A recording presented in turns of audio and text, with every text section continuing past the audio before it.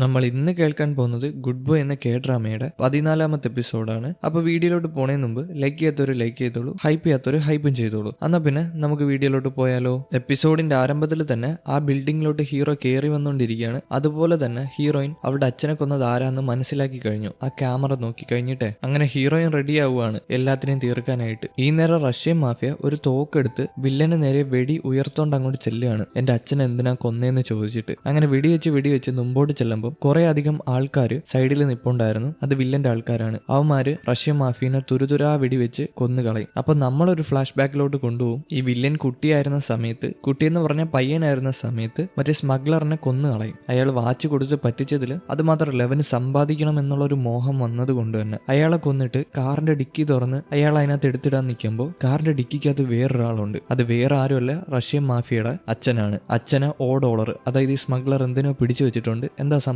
അറിയത്തില്ല. ആ കാറിന്റെ ഡിക്കിയിൽ നിന്ന് ഒരു തോക്ക് കിട്ടും. ആ തോക്കെടുത്ത് സ്മഗ്ലറിനെയും വെടിവെക്കും. അതുപോലെ തന്നെ ഡിക്കിക്കകത്ത് കിടക്കുന്ന റഷ്യക്കാരന്റെ അച്ഛനെയും വെടിവെക്കും. അപ്പൊ റഷ്യക്കാരന്റെ അച്ഛനെ കൊന്നത് വേറെ ആരുമല്ല, വില്ലൻ തന്നെയാണ്. അത് കഴിഞ്ഞ് റഷ്യക്കാരന്റെ അച്ഛനെ കാറിൽ നിന്ന് തറയിലിറക്കി സ്മഗ്ലർ, അതായത് $1 അങ്ങേരെ കാറിന്റെ ഡിക്കിയിൽ കയറ്റിയിട്ട് കാർ ഓടിച്ച് ഒരു കടൽ തീരത്ത് വരും. എന്നിട്ട് കാർ ആ കടലിൽ നിന്ന് താഴെ തള്ളിയിട്ട് എവിഡൻസ് നശിപ്പിച്ചു കളയും. ഇവൻ ഈ കാർ എടുത്തുകൊണ്ട് പോകുന്ന കാര്യം ബിൽഡിങ്ങിന്റെ ടോപ്പിൽ നിന്ന് ഒരാൾ കാണുന്നുണ്ടായിരുന്നു. അത് വേറെ ആരുമല്ല, നമ്മുടെ സെർജിയാണ്. സെർജിക്ക് എന്ന് പ്രായം കുറവായിരുന്നു. പിന്നീട് തിരിച്ചു വരുമ്പോൾ സ്മഗ്ലർ മരിച്ചു കിടക്കുന്ന സ്ഥലത്ത് കുറെ അധികം പോലീസുകാർ കൂടിയിട്ടുണ്ട്. അതുപോലെ തന്നെ അത് അന്വേഷിക്കാൻ വന്ന ഡിറ്റക്റ്റീവാണ് ഹീറോയിന്റെ അച്ഛൻ. ഹീറോയിന്റെ അച്ഛൻ അത് കണ്ടുപിടിക്കുമെന്ന് വില്ലൻ ഉറപ്പായിരുന്നു. അതുകൊണ്ട് തന്നെ റഷ്യൻ മാഫിയ, സ്മഗ്ലറിന്റെ മോനാണ് റഷ്യൻ മാഫിയ. ഇപ്പൊ ഡിക്കിന്ന് താഴെ ഇറക്കി കളഞ്ഞില്ലേ തോക്ക് വെച്ച് വെടിവെച്ച ശേഷം, അയാളുടെ മോനാണ് റഷ്യൻ മാഫിയ. റഷ്യൻ മാഫിയോട് വില്ലൻ വന്ന് പറയും, നിന്റെ അച്ഛനെ കൊന്ന ആളെ എനിക്കറിയാം, അയാളെ ഞാൻ കാണിച്ചു തരാം. പക്ഷെ അയാളെ രക്ഷിച്ചുകൊണ്ട് അയാളുടെ പേരിൽ കേസ് ആവാതെ ഒരു ഡിറ്റക്റ്റീവ് അയാളെ സഹായിക്കുന്നുണ്ട്. അത് വേറെ ആരുമല്ല, ഹീറോയിന്റെ അച്ഛനാണെന്ന്. ഇതെല്ലാം പച്ചക്കള്ളമാണ്, വില്ലൻ ചുമ്മാ പറഞ്ഞുണ്ടാക്കിയതാണ്. നമ്മുടെ ഹീറോയിന്റെ അച്ഛൻ ആത്മാർത്ഥമായിട്ട് പണിയെടുക്കുന്ന ഒരു പോലീസുകാരനാണ്. ഹീറോയിന്റെ അച്ഛൻ ഇതെല്ലാം കഴിഞ്ഞ് വീട്ടിലോട്ട് പോകാൻ നേരത്ത് ഹീറോയിന് ക്യാമറയൊക്കെ വാങ്ങിച്ചു വെച്ചിട്ടുണ്ട്. അപ്പൊ കാർ ഓടിച്ച് പോകുമ്പോഴാണ് ബിൽഡിങ്ങിന്റെ ഏറ്റവും മണ്ടേന്ന് ഈ റഷ്യൻ മാഫിയ കാറിലോട്ട് വെടിവെക്കുന്നത്. വെടിയേറ്റ് വണ്ടി നിൽക്കും. അച്ഛനും വെടി കൊണ്ടിട്ടുണ്ട്. താഴെ വന്ന് നോക്കുമ്പോഴാണ് റഷ്യൻ മാഫിയെ കാണുന്നത്. അന്ന് റഷ്യൻ മാഫിയനെ രക്ഷിച്ച പോലീസുകാരനാണെന്ന്. ആ കുറ്റബോധത്തിൽ അവിടെ നിൽക്കുമ്പോഴായിരിക്കും വില്ലൻ അങ്ങോട്ട് ഓടി വരുന്നത്. ഓടി വന്ന് ആ തോക്ക് തട്ടിപ്പറിച്ച് ഹീറോയിന്റെ അച്ഛനെ പലതവണയായിട്ട് ഷൂട്ട് ചെയ്ത് കൊന്നുകളയും. അപ്പം അച്ഛനെ കൊന്നത് വേറെ ആരുമല്ല, വില്ലനാണ്. ഈ കാര്യങ്ങളെല്ലാം ഹീറോയിൻ ക്യാമറ വഴി കാണുന്നുണ്ട്. ഹീറോയിൻ രക്ഷപ്പെട്ടു പോകാൻ നിന്നെയാണ്. അവിടെ തന്നെയാണ് അവളുടെ ബാഗ് വീണ് കിടക്കുന്നത്. ആ ബാഗ് പോയി എടുക്കും. ആ ബാഗിനകത്ത് കുറെ തോക്കും ബുള്ളറ്റൊക്കെ ഉണ്ട്. ഇന്ന് ഒമറുടെ കാര്യത്തിൽ എന്തായാലും അന്ത്യം ഉണ്ടാക്കും. ഈ സമയം കൊണ്ട് ഹീറോ സ്റ്റെപ്പ് കയറി കുറെ മണ്ടയിൽ എത്തിക്കഴിഞ്ഞു. അവിടെ നിന്ന് കുറെ ആൾക്കാർ ഹീറോനെ ആക്രമിക്കാൻ വരും. എന്നാൽ എത്രയെന്ന് പറഞ്ഞു ഒരു ബോക്സറിന്റെ അടുത്ത് പിടിച്ചു നിൽക്കാൻ പറ്റും. വെച്ചിടിച്ചു കൊടുക്കുകയാണ്, എല്ലാത്തിനെയും അടിച്ചു തോപ്പിക്കും. അതുപോലെ തന്നെ എക്സ് ആണെങ്കിൽ ലിഫ്റ്റിൽ കിടന്ന് മുടിയനുമായിട്ട് ഫൈറ്റ്. മുടിയനാണെങ്കിൽ കത്തി കൊണ്ടാണ് അവനെ കുത്താൻ നോക്കുന്നത്. അവന് മൂർച്ചയുള്ള ആയുധങ്ങൾ പേടിയല്ലേ, എന്നാൽ ആ പേടിയൊക്കെ മാറ്റി വെച്ച് അവനുമായിട്ട് ഫൈറ്റ് ചെയ്യാണ് അവന്റെ സ്റ്റിക്ക് വെച്ചിട്ട്. ഇവര് പോലീസുകാരായതുകൊണ്ട് ആരെ ഉപദ്രവിക്കാൻ പറ്റത്തില്ല. അതുപോലെ തന്നെ ഇവര് മനുഷ്യത്വമുള്ള ആൾക്കാരാണ്. മറ്റേ വില്ലന്മാരെ പോലെ ആൾക്കാരെ ഉപദ്രവിക്കണം എന്ന ആഗ്രഹമുള്ള ആൾക്കാരൊന്നും അല്ല. നമ്മുടെ ക്യാപ്റ്റനെ കാണുകയാണെങ്കിൽ ക്യാപ്റ്റൻ പൊരിഞ്ഞ ഫൈറ്റ്. ഇത്രയും കഴിവുള്ള മനുഷ്യനാണെന്ന് എനിക്ക് അറിയത്തില്ലായിരുന്നു. പിന്നെ എന്തിനാണ് ഈ ക്യാപ്റ്റൻ ഹീറോന്റെ പുറകിൽ ഒളിച്ചിരിക്കുന്നത്? ഇത്രയും ആൾക്കാരെ അടിച്ചിടാൻ പറ്റുമെങ്കിൽ പുള്ളിക്കാരൻ അടിപൊളിയാണ്, ചുമ്മാതല്ല റെസ്ലർ ആയത്. പിന്നെ പുള്ളിക്കാരന്റെ മൈൻഡ് സെറ്റ് അങ്ങനെയാണ്. എന്തായാലും ഇപ്പം പുള്ളിക്കാരന്റെ പൊട്ടൻഷ്യൽ എല്ലാം പുറത്തെടുത്തിട്ടുണ്ട്. അടിപൊളിയായിട്ട് അവിടെ കിടന്ന് ഫൈറ്റ് ചെയ്യാണ്. നമ്മുടെ ക്യാപ്റ്റൻ ആണെങ്കിൽ എല്ലാത്തിനെയും അടിച്ചിടും. എന്നിട്ട് ഞാൻ ജയിച്ചേ ഞാൻ അത് നേടിയെടുത്തേന്ന് ഹീറോന്റെ പേര് വിളിച്ച് പറയും. നമ്മുടെ കൂട്ടുകാരൻ പോലീസ് ഓഫീസർ ഇതിന്റെ കീഴിലുണ്ട് കേട്ടോ. അവന്മാരെയൊക്കെ എടുത്തെറിയാണ്. പുള്ളിക്കാരൻ നല്ല സൈസ് ഉള്ളതുകൊണ്ട് തന്നെ എടുത്തെറിഞ്ഞ് നശിപ്പിച്ചു കളയും. പക്ഷേ അദ്ദേഹം ഒരു ഫാമിലി മാൻ ആണ്. അതുകൊണ്ട് തന്നെ ആ ഒരു മനസ്സലിവുണ്ട്. നിങ്ങൾക്ക് വല്ലതും പറ്റിയോന്നൊക്കെ ചോദിച്ചിട്ടാണ് ഫൈറ്റ് ചെയ്യുന്നത്. ഒരുത്തനെ അടിച്ചു കഴിഞ്ഞിട്ട് ചോദിക്കും, നിങ്ങൾക്ക് കുഴപ്പമുണ്ടോ, എണീറ്റ് നടക്കാൻ പറ്റുന്നുണ്ടോ, ഇനി പ്രശ്നം ഉണ്ടാകില്ലെന്ന്. പാവം നമ്മുടെ ഹീറോ ആണെങ്കിൽ ഏറ്റവും മണ്ടയിൽ ചെല്ലുമ്പോൾ അവിടെ മൊത്തം ഇരുട്ടാണ്. അന്നേരം ഒരുത്തൻ ടോർച്ചും കൊണ്ടുവന്ന് ഫൈറ്റ് ചെയ്യും. ഹീറോയ്ക്ക് കാണാൻ പറ്റുന്നില്ല, കുറച്ചടിയൊക്കെ വാങ്ങിച്ച് കെട്ടുന്നുണ്ട്. ഇവിടെ സീൻ കട്ട് ചെയ്താൽ അടുത്ത സീനിൽ വില്ലനെ കാണിക്കുകയാണ്. വില്ലൻ ആ പെന്റ് ഹൗസിന്റെ ഏറ്റവും ടോപ്പിൽ നിൽപ്പുണ്ട്. അതേ നേരം താഴെ കുറെ പോലീസുകാരും മീഡിയയും കൂടിയിട്ടുണ്ട്. ഈ മീഡിയ വന്നതുകൊണ്ട് തന്നെ പോലീസുകാർക്ക് അകത്ത് പോയേ പറ്റത്തുള്ളൂ. പോലീസുകാരോട് മേയറും കമ്മീഷണറും എല്ലാവരും പറഞ്ഞിട്ടുണ്ടായിരുന്നു വില്ലന്റെ ഒരു കാര്യത്തിലും ഇടപെടാൻ പാടില്ല എന്ന്. എന്നാൽ ഇപ്പൊ മീഡിയ എല്ലാം പുറത്തുണ്ട്, ഇവരുടെ കൂടെ തന്നെ ഉണ്ട്. ഇവരകത്ത് കയറാൻ നിന്ന എന്തായാലും മീഡിയക്ക് സംശയം തോന്നും. സാധാരണ ജനങ്ങൾ കാണുന്നതാണ്, എല്ലാത്തിനും പണി കിട്ടും. അതുകൊണ്ട് തന്നെ അകത്തോട്ട് കയറി പോവുകയാണ്. മേയറിന്റെ അടുത്ത് വിളിച്ച് ചോദിച്ചിട്ടൊക്കെയാണ് കയറി പോകുന്നത്. ബിൽഡിങ്ങിന്റെ അകത്ത് ഡെമൺ റഷ്യൻ മാഫിയനെ കണ്ടുപിടിക്കും. ചെന്ന് നോക്കുമ്പോഴാകട്ടെ അവൻ പാതി ജീവനിൽ കിടക്കുകയാണ്. അവൻ ഇനി എന്തായാലും ജീവനോടെ തിരിച്ചു വരത്തില്ല. അവൾ അവനെ ചെന്ന് പിടിക്കുകയാണ്. എനിക്കറിയാം നീ കേൾക്കുന്നുണ്ടെന്ന്, ജീവനോടെ തിരിച്ചു വന്ന് പറഞ്ഞിട്ട് അവൾ അവിടെ ഇരുന്ന് പൊട്ടിക്കരയാണ്. അവൾക്ക് അവനെ ഒരുപാട് ഇഷ്ടമായിരുന്നു. എന്നാൽ അവൻ പാതി ജീവനോടെ അവളോട് ചോദിക്കുകയാണ് അവളുടെ പേരെന്താണെന്ന്. അങ്ങനെ അവളൊരു പേര് പേര് പറയും. പേര് ഞാൻ പറയത്തില്ല, നിങ്ങൾ വേണമെങ്കിൽ കണ്ടുപിടിച്ചോ. ചുമ്മാ അറിഞ്ഞാൽ ഞാൻ പറഞ്ഞുതരാം. Me hang, യൂൻ me hang. അത് കേട്ട് അവൻ ഇത് വൃത്തികെട്ട പേരാന്ന് പറഞ്ഞ് ചിരിക്കും. നമ്മുടെ ഡ്രഗ് ഡെമണും കൂടെ ചിരിക്കും. അത് കഴിഞ്ഞ് അവൻ മരണപ്പെട്ടു പോകും. ഡ്രഗ് ഡെമന്റെ മനസ്സിലോട്ട് വൈരാഗ്യം അങ്ങനെ ഇരച്ചു വരികയാണ്. ഈ സമയം എക്സും മറ്റേ മുടിയനുമായിട്ട് വൻ ഫൈറ്റ്. ഈ മുടിയൻ സാധാരണ ഒരു മനുഷ്യനാണ്. പിന്നെ ഈ എക്സ് എന്താ അടിച്ചിടാത്തെന്ന് അറിയാൻ പാടില്ല, കഥ അങ്ങനെയാണ്. പക്ഷെ നമ്മുടെ ഹീറോന്റെ കണക്ക് കിട്ടുവാണെങ്കിൽ 3 സെക്കൻഡിൽ തീരുമാനം ഉണ്ടാക്കും. ഹീറോന്റെ അടുത്ത് ഈ മുടിയനെ പിടിച്ചു നിൽക്കാൻ പറ്റത്തില്ല. ഈ അടിയുടെ ഇടയിൽ തന്നെ അവന്റെ കണ്ണാടിയിൽ കത്തി വെച്ച് കുത്തി പോറിക്കുന്നുണ്ട്. അവൻ ഈ മൂർച്ചയുള്ള സാധനങ്ങൾ പേടിയായതുകൊണ്ട് തന്നെ ട്രോമയായിട്ട് നിൽക്കുകയാണ്. അതിന്റെ ഇടയിൽ തന്നെ ഈ മുടിയൻ അവന്റെ കാലിലിട്ട് വരെയും വേദന കാരണം മുടിയനെ ചവിട്ടി ദൂരോട്ടിടും. വീണെണീറ്റ മുടിയൻ നിന്റെ കൂട്ടുകാരൻ എന്തോ എന്ന് ഹീറോന്റെ കാര്യമാണ് ചോദിക്കുന്നത്. അവനെ ഞാൻ തന്നെ കൊല്ലും, അല്ലെങ്കിൽ അവൻ എന്തായാലും ചത്തു കാണും എന്ന് പറയും. എക്സ് പറയും, നീ അവനെ ഒരിക്കലും അണ്ടർ എസ്റ്റിമേറ്റ് ചെയ്യാൻ പാടില്ല. നീ വിചാരിക്കുന്ന കണക്കല്ല അവൻ ഒരുപാട് പവർഫുൾ ആണ്. ഞാനും അവനെ അണ്ടർ എസ്റ്റിമേറ്റ് ചെയ്തായിരുന്നു. എന്റെ കയ്യിലുള്ള എല്ലാ സാധനങ്ങളും അവൻ കാരണം എനിക്ക് നഷ്ടപ്പെട്ടു. പക്ഷെ എനിക്ക് തോറ്റു കൊടുക്കുന്നത് ഇഷ്ടമല്ല. എന്റെ കയ്യിലുള്ള എന്ത് നഷ്ടപ്പെടുത്തിയിട്ടായിരുന്നാലും ഞാൻ ജയിക്കും എന്നും പറഞ്ഞു മാരക ഫൈറ്റ് അവനുമായിട്ട്. അവനെ എടുത്തെറിയാണ്. അതുപോലെ എക്സും പോയി വീഴുന്നുണ്ട്. ഹീറോനെ കാണിക്കുകയാണെങ്കിൽ അവൻ ആ ഇരുട്ട് റൂമല്ല, അത് സ്റ്റെപ്പാണ്. അവിടെ നിന്ന് ഫൈറ്റ് ചെയ്യാണ്. വേറെ ഏതോ ഒരു തരം ടോർച്ചൊക്കെ വെച്ച് ഫൈറ്റ് ചെയ്യുന്നുണ്ട്. സീൻ കട്ട് ചെയ്താൽ നമ്മുടെ ഹീറോനെ കാണിക്കുകയാണ്. അവള് ലിഫ്റ്റിൽ കയറി വില്ലൻ നിൽക്കുന്ന ഏറ്റവും മണ്ടയിൽ വരും. വരുമ്പോൾ തന്നെ ഒരുത്ത ഫ്രണ്ടിലോട്ട് എടുത്ത് ചാടും. അവനെ ഷൂട്ട് ചെയ്യും. അത് കഴിഞ്ഞ് അകത്ത് കയറി കുറെ ആൾക്കാരെ ഷൂട്ട് ചെയ്ത് വില്ലനെ കൊല്ലാനായിട്ട് ചെല്ലും. എന്നാൽ വില്ലന്റെ 2 ആൾക്കാർ താഴോട്ടിറങ്ങി വരും. അവന്മാരുടെ AK-47 ഒക്കെയാണ്. അതൊക്കെ വെച്ച് ഷൂട്ട് ചെയ്യാണ്. ഹീറോയിൻ ഒരു സൈഡിലോട്ട് മാറിയിരിക്കും. അവിടെ ആണെങ്കിൽ കുറെ ഗ്ലാസും ചില്ലൊക്കെയാണ്. അതൊക്കെ ഹീറോയിന്റെ ദേഹത്ത് തെറിക്കുന്നുണ്ട്. അപ്പോഴാണ് നമ്മുടെ ഡ്രഗ് ഡെമന്റെ എൻട്രി. ഡ്രഗ് ഡെമൺ ഹീറോയിനെ അവളുടെ കയ്യിലിരിക്കുന്ന ബോംബ് കാണിക്കും. ഇറങ്ങി ഓടിക്കോളാൻ പറയും. ഡ്രഗ് ഡെമൺ ബോംബ് തുറന്ന് അവിടുത്തെ അക്വേറിയത്തിൽ എടുത്തിടും. ഡ്രഗ് ഡെമണും ഹീറോയിനും അവിടെ നിന്ന് ഓടി ലിഫ്റ്റിൽ കയറും. എന്നാൽ ഇത് പൊട്ടിത്തെറിച്ച് വില്ലൻ രക്ഷപ്പെടും. സാധാരണ മരിക്കുകയാണ് ചെയ്യേണ്ടത്, വില്ലൻ രക്ഷപ്പെടും. വില്ലൻ എങ്ങനെയൊക്കെയോ രക്ഷപ്പെടും. അവർ ലിഫ്റ്റ് കയറി താഴെ വരുമ്പോഴാണെങ്കിൽ വേറെ കുറെ ഗുണ്ടകൾ നമ്മുടെ ഹീറോയിനെ വന്ന് ആക്രമിക്കുകയാണ്. അവൾ തോക്ക് വെച്ച് എങ്ങനെയൊക്കെ പിടിച്ചു നിൽക്കാൻ ശ്രമിക്കുന്നുണ്ട്. ഡ്രഗ് ഡെമണും ഫൈറ്റ് ചെയ്യുന്നുണ്ട്. അവൾ സാധാരണ ഒരു പെൺകുട്ടിയല്ല, നല്ല ട്രെയിൻഡ് ആയിട്ടുള്ള ഒരു ഫൈറ്ററാണ്. കുറച്ച് ആൾക്കാരുമായിട്ടൊക്കെ ഫൈറ്റ് ചെയ്യുന്നുണ്ട്. എന്നാൽ ഇത്രയും ആൾക്കാരുടെ മുമ്പിൽ എങ്ങനെ പിടിച്ചു നിൽക്കാനാണ്? ഹീറോയിൻ തോക്കുന്ന അവസ്ഥ ആയപ്പോൾ ഹീറോ അങ്ങോട്ട് വരികയാണ്. ഹീറോനെ കണ്ട ഉടനെ നമ്മുടെ പെൺകുട്ടി ചാർജായി എല്ലാത്തിനെയും അടിച്ചു പറക്കാണ്. അതുപോലെ തന്നെ ഹീറോയിൻ കൂടെയുണ്ട്. എല്ലാത്തിനെയും അടിച്ച് വഹാരിയാണ്. ഫൈറ്റ് എല്ലാം കഴിയുമ്പോൾ വില്ലൻ അങ്ങോട്ട് ഓടി വരും. വില്ലനെ കാണുമ്പോൾ നിന്റെ അവസ്ഥ കണ്ട് എനിക്ക് ഇഷ്ടപ്പെട്ടെന്ന് പറയും ഹീറോ. വില്ലൻ ഇത് കണ്ട് ഞെട്ടും. നീ ഇതുവരെ ചത്തില്ലേ എന്ന് ചോദിക്കും. ഹീറോ വില്ലനെ പിടിക്കാൻ ചെല്ലുമ്പോൾ വേറെ കുറെ ആൾക്കാർ വന്ന് വീണ്ടും ഹീറോ ആയിട്ട് ഫൈറ്റ്. ഈ നേരം നമ്മുടെ ഡ്രഗ് ഡെമൺ വന്ന് വില്ലനെ കുത്തിക്കൊല്ലാൻ നോക്കും. സഹോദരി അങ്ങനെ ഒരു അവസ്ഥയിലാക്കിയതല്ലേ, അവൾക്ക് പ്രതികാരം ചെയ്യണമെന്ന് പറഞ്ഞതാണ്. അങ്ങനെ കുറെ സൈക്കോള്. എന്തായാലും ഈ 2 സൈക്കോ അവിടെ കിടന്ന് അടി ഉണ്ടാക്കാണ്. ഒരുത്തന് പണത്തിനോട് ഭ്രാന്ത്, വേറൊരുത്തിക്ക് സഹോദരിയോട് ഭ്രാന്ത്. പക്ഷെ ഡ്രഗ് ഡെമണിന് എവന്റെ മുമ്പിൽ പിടിച്ചു നിൽക്കാൻ പറ്റുന്നില്ല. എവൻ അവളെ കഴുത്തിന് കുത്തിപ്പിടിച്ച് മണ്ടയിലോട്ട് പൊക്കുകയാണ്. ഡ്രഗ് ഡെമൺ വിട്ടുകൊടുക്കോ, അവളുടെ ഒരു ബോംബുണ്ട്, അത് ഊരി തറയിലോട്ട് എറിയാണ് വില്ലനെ കൊല്ലാനായിട്ട്. ഇത് ഹീറോ കാണുന്നുണ്ട്. ഹീറോയിനെയും പിടിച്ച് അപ്പുറത്തോട്ട് ചാടി മാറും. ജസ്റ്റ് മിസ്സിനാണ് രക്ഷപ്പെട്ടത്. പൊട്ടിത്തെറിക്കും ബോംബ് പൊട്ടിക്കഴിഞ്ഞ് ഹീറോ അലറുകയാണ്. ഹീറോയിൻ എന്താ പറ്റിയേ, നിനക്ക് എന്താ പറ്റിയെന്ന് പറഞ്ഞിട്ട് അവള് മിണ്ടാതിരികളാ, എനിക്ക് ചെവി വേദനിക്കുന്നെന്ന് പറയും. അത് കഴിഞ്ഞ് കണ്ണും നോക്കി അങ്ങനെ കിടക്കുകയാണ്. അപ്പോഴേക്കും എക്സ് അങ്ങോട്ട് വരും. ബാക്കിയുള്ള ആൾക്കാരും അങ്ങോട്ട് വരും. അങ്ങനെ എല്ലാരും കൂടെ ഒരുമിച്ച് കൂടി നിൽക്കുകയാണ്. എക്സ് ചെന്ന് ഡ്രഗ് ഡെമന്റെ കഴുത്തിൽ പൾസ് ഉണ്ടോ എന്ന് നോക്കുമ്പോൾ അവൾക്ക് ജീവനുണ്ട്, രക്ഷിച്ചേ പറ്റത്തുള്ളൂ. അതുകൊണ്ട് തന്നെ ആംബുലൻസിനെ വിളിച്ച് പറയുകയാണ് അത്യാവശ്യം ഉണ്ടെന്ന് പറഞ്ഞിട്ട്. ഇതെല്ലാം കഴിഞ്ഞ് ഇവർ ഒത്തുകൂടി അവിടെ ഇരിക്കുകയാണ്. ക്യാപ്റ്റൻ ആണെങ്കിൽ ആകെ തകർന്നിട്ടുണ്ട്. ഇതെല്ലാം കണ്ടിട്ട് ഹീറോ ഒരു കൂസലും ഇല്ലാതെ ഹീറോയിന് ഷർട്ടൊക്കെ നേരെയാക്കി കൊടുക്കുകയാണ്. നല്ല പയ്യൻ. അവൻ എല്ലാ സിറ്റുവേഷനിലും നല്ല ചില്ലായിട്ടാണ് ഇരിക്കുന്നത്. അത് ഒരു കഴിവ് തന്നെയാണ്, നല്ലതാണ്. എന്നാൽ ഇവർക്ക് വില്ലനെ കണ്ടുപിടിക്കാൻ പറ്റിയിട്ടില്ല. വില്ലൻ ഈ ബിൽഡിങ്ങിൽ നിന്ന് എങ്ങോട്ടോ രക്ഷപ്പെട്ടു പോയി, എങ്ങനെയോ പോയി, അറിയാൻ പാടില്ല. അപ്പോഴാണ് ഹീറോയിന് മൈൻഡിലോട്ട് ഒരു കാര്യം വരുന്നത്. അതായത് ഹീറോയിൻ ഷൂട്ട് ചെയ്യാൻ നിന്നപ്പോൾ ആരോ വില്ലനെ വിളിച്ച് പറഞ്ഞില്ലായിരുന്നോ, ബിൽഡിങ്ങിന്റെ മണ്ടയിൽ സ്നൈപ്പറും വെച്ച് ആരോ കയറി ഇരിപ്പുണ്ടെന്ന്. അത് വില്ലനെ ആരോ വിളിച്ചു പറഞ്ഞു. അപ്പൊ വില്ലന്റെ ഫോൺ പരിശോധിച്ചാൽ മതി, വില്ലനെ സഹായിക്കാനായിട്ട് ആരൊക്കെയോ ഉണ്ട്. പിന്നീട് ഹീറോ ആയിട്ട് പുറത്തു പോകണല്ലോ. ഹീറോ ഒരു വാണ്ടഡ് മാൻ ആണ്. ഇവനെ പോലീസ് എല്ലാം തിരയുന്നതാണ്. അതുകൊണ്ട് എന്താ ചെയ്യേണ്ടതെന്ന് അറിയത്തില്ല. എന്തായാലും ഹീറോന് ഒരു ഡപ്പക്കകത്ത്, അതായത് ഈ വേസ്റ്റ് ഒക്കെ ഇടുന്ന പെട്ടിയില്ലേ, അതിനകത്തിട്ട് തള്ളിക്കൊണ്ട് പോവാണ്. അവര് നേരെ ചെല്ലുന്നത് ഡ്രഗ് ഡെമന്റെ കാർ കിടക്കുന്നിടത്താണ്. അവിടെ കമ്മീഷണർ തലകറങ്ങി വീഴുന്നതായിട്ട് അഭിനയിക്കും. ഈ ഫോൺ പോലീസുകാരെ കിട്ടുവാണെങ്കിൽ ഇവർക്ക് കിട്ടത്തില്ല. അതുകൊണ്ട് തന്നെ ആ ഫോൺ കാറിന്റെ അടിയിൽ നിന്ന് നൈസിന് അടിച്ചു മാറ്റി പോക്കറ്റ് ഇടും. ഇതെല്ലാം കഴിയുമ്പോഴായിരിക്കും കമ്മീഷണർ അങ്ങോട്ട് വരുന്നത്. കമ്മീഷണർ വരുമ്പോഴേ നമ്മുടെ ക്യാപ്റ്റന്റെ പകുതി ബോധം പോവും. പേടിച്ച് അവിടെ ഇരുന്ന് പോവും. കമ്മീഷണറുടെ മുമ്പിൽ മുട്ടുകുത്തി ഇരിക്കുകയാണ്. അപ്പോഴേക്കും നമ്മുടെ കൂട്ടുകാരൻ പോലീസ് ഓഫീസർ ഹീറോനെയും കൊണ്ട് സൈഡിലോട്ട് മാറി നിൽക്കും. ആ പെട്ടി ഉരുട്ടിക്കൊണ്ട് ഇവിടെ ഭയങ്കര പൊടിശല്യാണ്, ഇവിടെ മൊത്തം വേസ്റ്റ് ആണെന്ന് പറഞ്ഞിട്ട്. കമ്മീഷണർ നമ്മുടെ ക്യാപ്റ്റനെ പൊതിരേ തല്ലും, എന്തുവാടാ കാണിച്ചു കൂട്ടിയെന്ന് പറഞ്ഞിട്ട്. പിന്നെ ഇയാൾ കൈക്കൂലി വാങ്ങുന്നെങ്കിൽ ഒറ്റയ്ക്ക് വാങ്ങണം. എന്തിനാണ് നമ്മുടെ ടീംസിനെ അതിനകത്തോട്ട് പിടിച്ചിടുന്നത്? പോലീസുകാരായ അവരുടെ ഡ്യൂട്ടി ചെയ്യും. ഒറ്റ കുത്തു മൂക്കി നോക്കി കൊടുക്കണം. ഉള്ള പണം എല്ലാം വാങ്ങിച്ചിട്ട് തെണ്ടിത്തരം പറയുന്നു. അടുത്ത സീനിൽ ആരെയാണ് കാണിക്കുന്നത്? കോച്ചിനെ. കോച്ച് ലോഡൊക്കെ ആയിട്ട് ഒരു സ്ഥലത്ത് വന്നിട്ടുണ്ട്. അവിടെ തന്നെ മുടിയനും ഉണ്ട്. കോച്ച് വാഷ്റൂമിൽ പോകുമെന്ന് പറഞ്ഞ് പോവും. അങ്ങോട്ട് തന്നെ മുടിയന്റെ ഒരു അടിയാളും വരും. അവര് തമ്മിൽ സംസാരവും. കാരണം കാരണം വില്ലനെ കാണാനില്ല,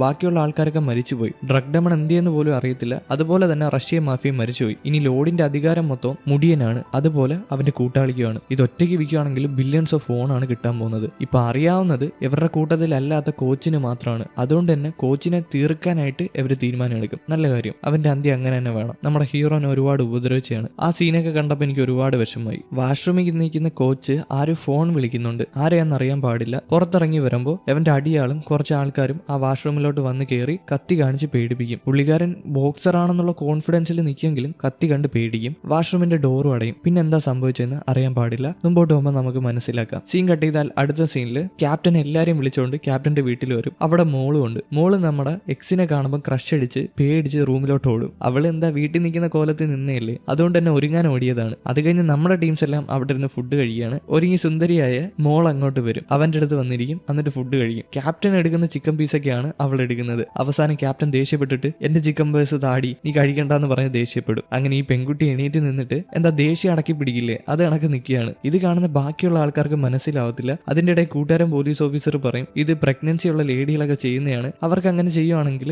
നല്ല ഉന്മേഷം കിട്ടും, അതുപോലെ തന്നെ ദേഷ്യം അടക്കാൻ പറ്റുമെന്ന്. ഇത് കേട്ട് ക്യാപ്റ്റൻ ആകെ ടെൻഷൻ, ഇനി മോള് പ്രഗ്നന്റ് ആണോന്ന്. അങ്ങനെ കൂട്ടുകാരൻ പോലീസ് ഓഫീസർ കാരണം ചെറിയൊരു പ്രശ്നമായി അവിടെ. നമ്മുടെ ക്യാപ്റ്റൻ ആണെങ്കിൽ മോളെ റൂമിൽ ചെന്ന് വിടുകയാണ്, ഇറങ്ങി വാടി എന്ന് പറഞ്ഞിട്ട്. അവള് റൂമിൽ കയറി കഥ അടച്ചു കഴിഞ്ഞു. ഇവര് ഫുഡൊക്കെ കഴിച്ചു കഴിഞ്ഞ് പുറത്തിറങ്ങി വരുമ്പോൾ 4 പേരുണ്ട്. നമ്മുടെ എക്സ് ഉണ്ട്, കൂട്ടുകാരൻ പോലീസ് ഓഫീസർ ഉണ്ട്, പിന്നെ ഹീറോയിനും ഉണ്ട്. എക്സിന് അറിയാലോ ഹീറോയ്ക്ക് ഹീറോയിനെ ഇഷ്ടമാണെന്നുള്ള കാര്യം, അതുപോലെ തന്നെ ഹീറോയിന് ഹീറോയെ ഇഷ്ടമാണെന്നുള്ള കാര്യം. അതുകൊണ്ട് തന്നെ എക്സ് ഒഴിവായി പോവാണ് ടാറ്റ പറഞ്ഞിട്ട്. ഇനി നിൽക്കേണ്ട കാര്യമില്ലല്ലോ, അവള് തന്നെ പറഞ്ഞു. കൂട്ടുകാരൻ ഓഫീസറും അവിടെ നിന്ന് പോവാണ്. അത് കഴിഞ്ഞ് ഹീറോയിനും കൈ കോർത്ത് അവിടെ നിന്ന് നടന്നു പോവാണ്. നമ്മുടെ കൂട്ടുകാരൻ പോലീസ് ഓഫീസർ നേരെ വീട്ടിലാണ് ചെല്ലുന്നത്. അവിടെ ചെല്ലുമ്പോൾ പുള്ളിക്കാരന്റെ ബ്രോൺസ് മെഡൽ അവിടെ ഇരിക്കുന്നത് കാണാം. അതായത് അന്നത്തെ മത്സരത്തിൽ തോറ്റിട്ടില്ല, ബ്രോൺസ് മെഡൽ കിട്ടിയിട്ടുണ്ട്. പക്ഷേ കൂട്ടുകാരൻ പോലീസ് ഓഫീസറിന് അതൊരു നാണക്കേട് പോലെയാണ്. കാരണം കൂട്ടുകാരൻ പോലീസ് ഓഫീസർ പുള്ളിക്കാരന്റെ ഫുൾ പൊട്ടൻഷ്യൽ അതിനകത്ത് ഉപയോഗിച്ചില്ലെന്നാണ് കൂട്ടുകാരൻ പോലീസ് ഓഫീസർ പറയുന്നത്. അങ്ങനെ റിഗ്രറ്റ് അടിച്ച് അവിടെ ഇരിക്കുമ്പോൾ ഭാര്യ വന്ന് 2 കൊട്ടു കൊടുക്കും. അതായത് മുതുക്കടിയാണ് കൊടുക്കുന്നത്. ആ കൈയുടെ സൈസൊക്കെ കണ്ടോ, ഒരെണ്ണം കിട്ടിയാൽ മതി തീരുമാനമാവും. കൂട്ടുകാരൻ പോലീസ് ഓഫീസറിനെ അടിച്ചിട്ട് പറയും നിങ്ങൾക്ക് നാണമുണ്ടോ മനുഷ്യ ഇങ്ങനെ പറയാൻ? നമ്മുടെ കുട്ടികൾ ഇന്ന് നിങ്ങളെ ടിവിയിൽ കണ്ടപ്പോൾ അവർക്ക് എന്തുമാത്രം സന്തോഷമായെന്ന് അറിയാമോ? അവരുടെ അച്ഛൻ ടിവിയിൽ വന്നെന്ന് പറഞ്ഞിട്ട്. നിങ്ങൾ ചെയ്യുന്ന എല്ലാത്തിലും അവർക്ക് അഭിമാനമാണ്. നിങ്ങൾ ഒരിക്കലും വിഷമിക്കാൻ പാടില്ല ബ്രോൺസ് ആണ് കിട്ടിയെന്ന് പറഞ്ഞിട്ട്. നമ്മുടെ കുട്ടികൾക്ക് നിങ്ങളെ ഓർത്ത് അഭിമാനമാണ്. നിങ്ങൾ ഇനി എന്തൊക്കെ ചെയ്താലും നിങ്ങളുടെ കൂടെ ഞങ്ങൾ കാണുമെന്ന് പറഞ്ഞ് ഭാര്യയെ സമാധാനിപ്പിക്കും, അടിക്കുകയും ചെയ്യും. പിന്നീട് നമ്മുടെ ഹീറോയിനെയും കാണിക്കുകയാണ്. ഹീറോയിന്റെ ദേഹത്തൊക്കെ ചെറിയ ചെറിയ മുറിവുകളുണ്ട്. അതൊക്കെ അവൻ ബാൻഡേജ് വെച്ച് ഒട്ടിച്ചു കൊടുക്കുകയാണ്. ഇത് കാണുന്ന ഹീറോയിൻ ചോദിക്കും ഇതൊക്കെ നിനക്ക് അറിയാലോ, എവിടെന്നാ പഠിച്ചെന്ന്. അപ്പൊ ഹീറോ അവന്റെ ലൈഫ് സ്റ്റോറി പറയാണ്. അതായത് അവന്റെ അച്ഛൻ കുടിച്ചിട്ട് വന്ന അവന്റെ അമ്മേനെ ഒരുപാട് ഉപദ്രവിക്കുമായിരുന്നു. അപ്പൊ അവനായിരുന്നു മുറിവ് വെച്ച് കെട്ടിക്കൊടുക്കുന്നത്. അങ്ങനെ പഠിച്ചാണ് അവൻ ഈ കാര്യങ്ങളൊക്കെ. ഇത് ഹീറോയിനോട് പറയും. ഇതെല്ലാം കേൾക്കുമ്പോൾ ഹീറോയിന്റെ തലയിൽ തലോടും. എന്താ നീ തലോടുന്നത് എന്ന് ചോദിക്കുമ്പോൾ അവള് പറയും എനിക്ക് നിന്നെ ഓർത്ത് ഒരുപാട് അഭിമാനം ഉണ്ടെന്ന്. എന്നാ പിന്നെ എനിക്ക് ഗിഫ്റ്റ് ആന്ന് പറഞ്ഞ് മുത്തം ചോദിക്കാൻ ചെല്ലും. അവസാനം അവൻ അവളെ സെറ്റിയിൽ തട്ടിയിട്ട് മുത്തം കൊടുത്തുകൊണ്ടിരിക്കുകയാണ്.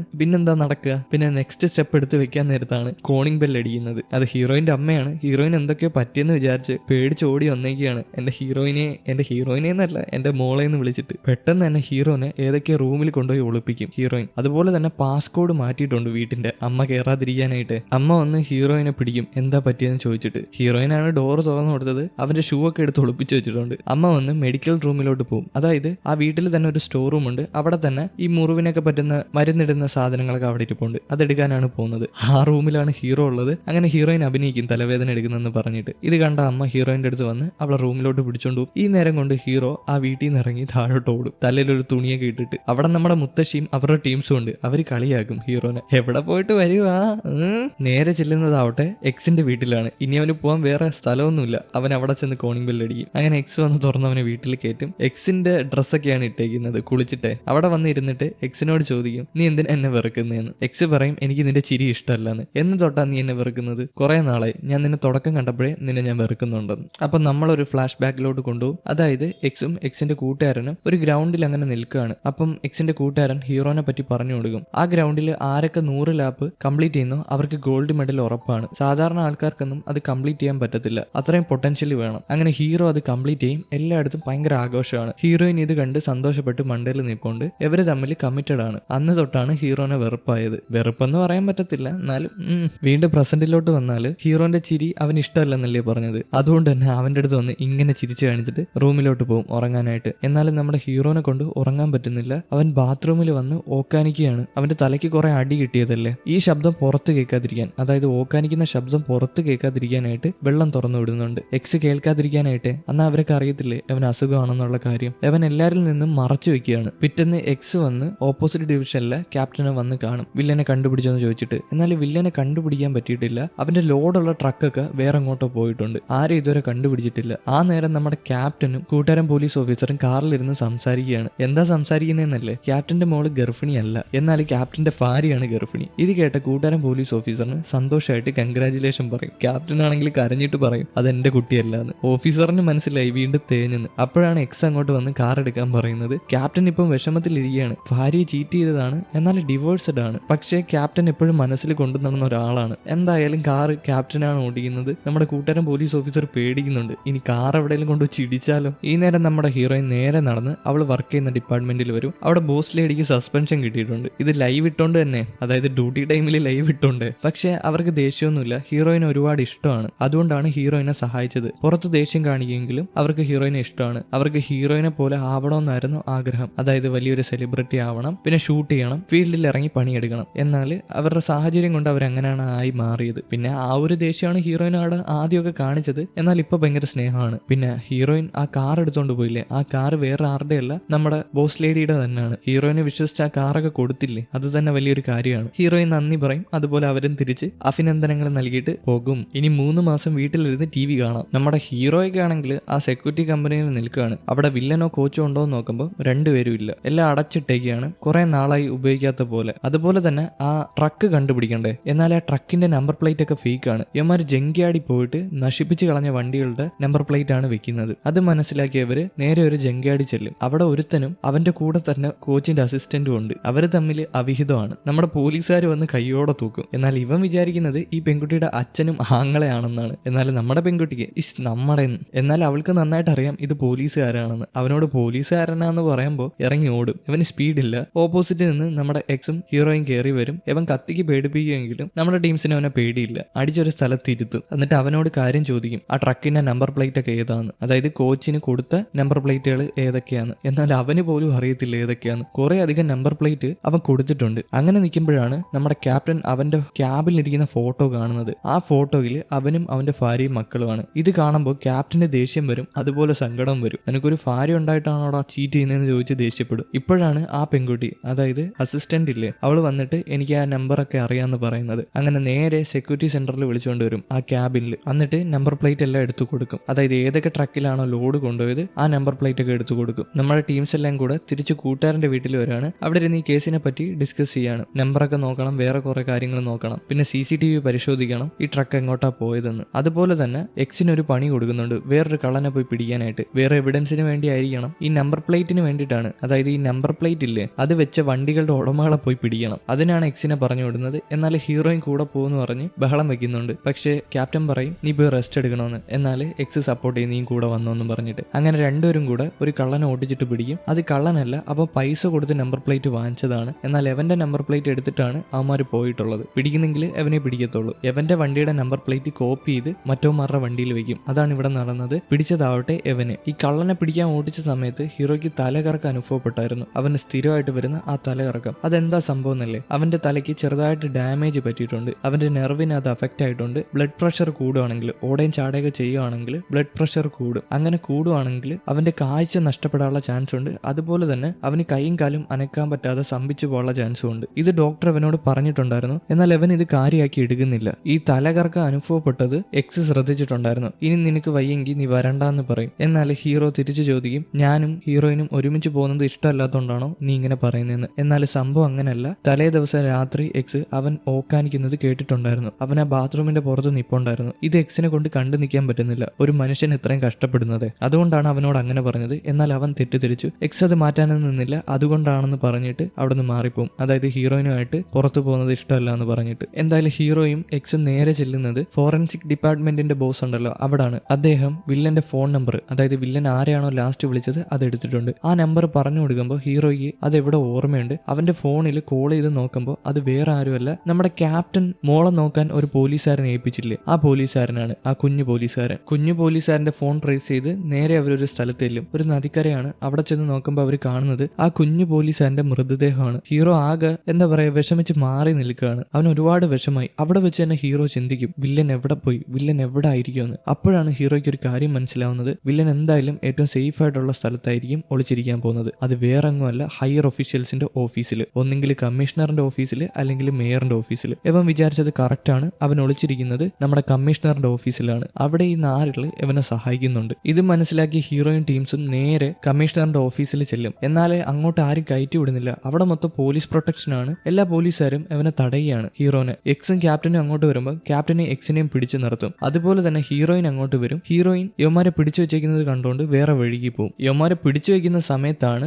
വേറൊരു ടെസ്റ്റ്, അതായത് വില്ലൻ കമ്മീഷണറിനെ കൊണ്ട് അങ്ങോട്ട് ഇറങ്ങി വരുന്നത്. എല്ലാ പോലീസുകാരോടും തോക്ക് താത്താൻ പറയും. ഇവർക്ക് എന്തെങ്കിലും പ്ലാൻ ഉണ്ടോന്ന് അറിയാൻ പാടില്ല, തോക്ക് താത്താൻ പറയും. എല്ലാവരും പേടിച്ച് താക്കും. അപ്പോഴായിരിക്കും നമ്മുടെ പെൺകുട്ടിയുടെ എൻട്രി. അവള് വന്നിട്ട് ഒരു സെക്യൂരിറ്റിയുടെ നിന്ന് തോക്ക് തട്ടിപ്പറിച്ച് നേരെ വില്ലൻ ഷൂട്ട് ചെയ്യും. എന്നാൽ കൊള്ളുന്നതാവട്ടെ കമ്മീഷണറിന്റെ ദേഹത്താണ്. കമ്മീഷണറിന്റെ കാലിലാണ് വെടികൊള്ളുന്നത്. വില്ലൻ ആ സമയം കൊണ്ട് ലിഫ്റ്റ് കയറി താഴോട്ട് പോകും. ഇത് ഹീറോ കാണുന്നുണ്ട്. ഹീറോ സ്റ്റെപ്പ് ഇറങ്ങി താഴെ ചെല്ലും. എക്സും പിറകെ ചെല്ലും. എന്നാൽ എക്സ് ഒരുപാട് താമസിച്ചു പോയി. അത് കഴിഞ്ഞ് താഴെ ഹീറോയും വില്ലനുമായിട്ട് ഫൈറ്റ് ആണ്. വില്ലന് വലിയ കഴിവൊന്നുമില്ല ഹീറോന്റെ മുമ്പിൽ പിടിച്ചു നിൽക്കാനായിട്ട്. ഹീറോ വെച്ചിടിച്ചു കൊടുക്കുകയാണ്. അപ്പൊ അവൻ തോക്കെടുത്ത് കാണിച്ച് അവനെ ഷൂട്ട് ചെയ്ത് പേടിപ്പിച്ച് മാറ്റി നിർത്തും. അപ്പോഴേക്കും ഒരു കറുത്ത കാറ് അങ്ങോട്ട് വന്ന് വില്ലനെ കയറ്റിക്കൊണ്ട് പോകാൻ തുടങ്ങും. ഹീറോ വിട്ടുകൊടുക്കത്തില്ല. ആ കാറിന്റെ പിറകെ ഓടുമ്പോൾ ഒരു സ്ഥലത്ത് മറിഞ്ഞു നിന്ന കോച്ച് ഹീറോന്റെ മുഖത്ത് തന്നെ അടിച്ചിടും. ആ അടിയിൽ അവന്റെ പാതി ജീവൻ പോകും. ഈ നാറി ഇതുവരെ ചത്തില്ലേ, ഇവനെ ഞാൻ കൊന്നെന്നാ വിചാരിച്ച. ഇവനെ കോച്ചായിട്ട് കാണുമ്പോഴേ അങ്ങോട്ടും ഇങ്ങോട്ടും പിടിച്ച് ഉരയ്ക്കാൻ തോന്നും. പക്ഷേ ഇതൊരു കഥാപാത്രമാണ്. നമുക്ക് ആ ഫീലിംഗ് അങ്ങനെ ഉണ്ടാക്കി തരാൻ പറ്റുന്നുണ്ട് ആ കഥാപാത്രത്തിന്. അപ്പം നല്ലൊരു നടനാണ്. ഓക്കെ,